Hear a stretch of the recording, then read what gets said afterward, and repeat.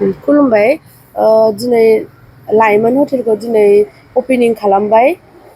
खुला थाबाय थासिगोन आरोना ओमफ्राय लकेसना जाहैबाय सेक्रेटारि अफिस खाथिबो जायो ओमफ्राय जेडि रड फाग्ला बाबा मन्दिर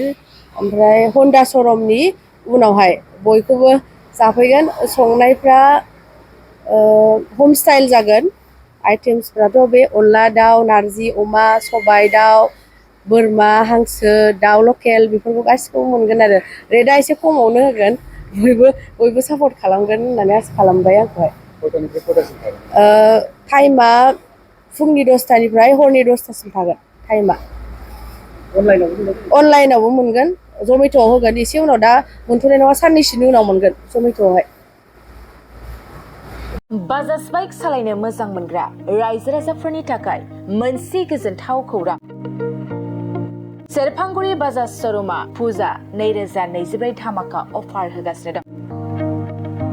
क'क्राझार जिल्ला सेरफांगुरियाव थानाय फुंखा एन्टारप्राइज बाजाज श'रुमा सेप्तेम्बरनिफ्राय 30 अक्ट'बर फुजा 2024 धामाका अफारनि खाबुफोर होगासिनो दं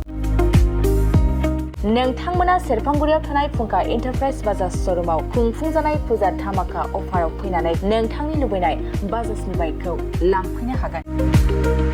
रायजो राजाफोरनो फुंखा एन्टारप्राइज बाजाज श'रुमा लाबोनाय अफारफ्रानो जाबाय 5 litre petrol free pressure cooker free helmet एक्सचेन्जनि एभेलेबल लोगोसे केस होनानै बाइक बायगिरिफोरनो 1000 रां केसबेक हरफिननाय जागोन आरो बाइक बायगिरिफोरनो फ्रि लटारि कुपनबो हरनाय जागोन बे लटारि कुपनाव जाखाङोब्ला washing machine refrigerator android TV smart watch आरो एन्ड्रइड फन बेफोर मोनबा प्राइजफोरखौ मोननो हागोन